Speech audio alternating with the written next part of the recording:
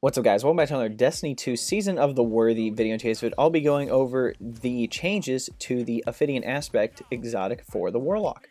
Going over its main perk comes with Cobra Totemic, weapons ready and reload very quickly, melee range is extended.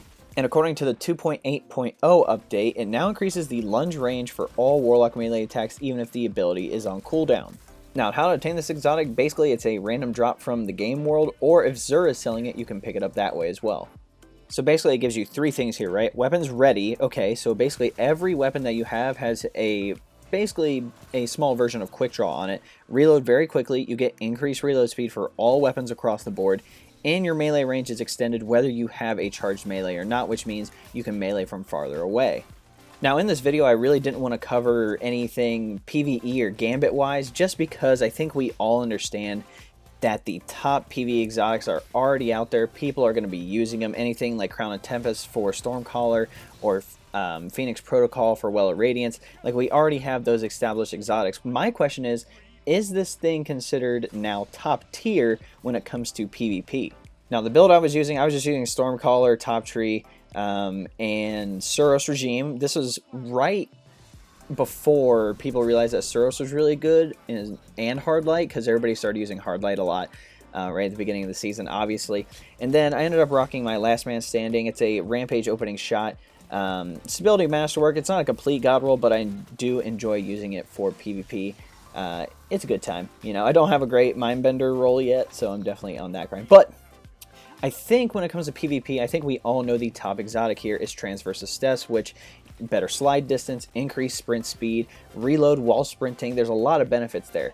Again, the question here is, does Ophidian Aspect live up to the same performance as Transversus Steps? And in my opinion, with this update, I believe it does. Just like with Transversus Steps, Ophidian Aspect, it's meant for that aggressive style play. It's meant to be able to whip out your weapons fast, reload them quickly, get back in engagements, and then also be able to melee from farther away, which means the reason I was using, well, again here, this is why I was using a shotgun, because if I shoot them with a shotgun and they don't die, my melee will be able to lunge far enough to be able to hit them, whether I have the melee cooldown on or not. So, I mean, in my opinion, just from this gameplay, I had a really good time. I was dropping 40 bombs easily with the setup I was using. Was obviously Suros and like a shotgun, already OP. I get it, okay, like super meta, like I understand, but for real, go test out the exotic yourself. I still main Transversus Steps for most of the time, but depending on what build I'm using, I will definitely start using Ophidian Aspect more, just because it does have really good utility. That's the thing too. Just like Transversus Steps, it has really good utility. It can be used all the time. The perks are utilized constantly. Ophidian Aspect's the same way. Like, all the perks are going to be utilized constantly in PvP, because you're always going to be switching weapons, reloading, and if you're in close quarters engagements, you're going to be meleeing, so why not be able to yeet them from farther away?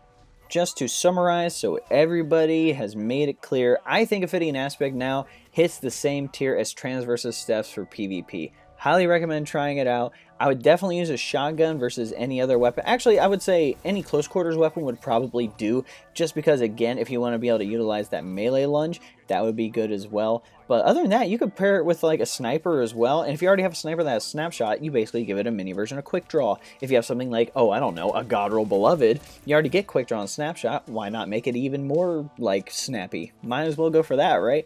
But yes, in general, I really like the exotic. Alright guys, looks like we're at the end of the video. Just wanted to cover three things with you. Number one, about support. If you're looking for the #1 best way to support me, there's a link below that'll take you to a 4-minute video that I made a while ago. If you want to go watch that, that'd be awesome. If not, it's definitely not going to hurt my feelings. You can also subscribe to the channel, like this video, share this video, follow me on social media with the links below, and all that great jazz. Number two, regarding social media, I have a Facebook page, Twitter, Instagram, Discord, and a few others. If you would like to keep up to date on Destiny 2 related content, be sure to use those links below to find me on those platforms. And number three, going over the clan, if you're looking to join my clan, we have some spots open on all platforms. We're looking for active players and community members in the Destiny community, and typically we like to play casual PvE and PvP a majority of the time. I'm definitely all about that solo grind, but I'm willing to definitely play with people in the community, like definitely willing to do that. If you're looking to join, there's a link to the clan page on the Bungie.net site below, and all you have to do is request to join and I'll approve it. Hope you guys enjoyed the video. We'll catch you next time.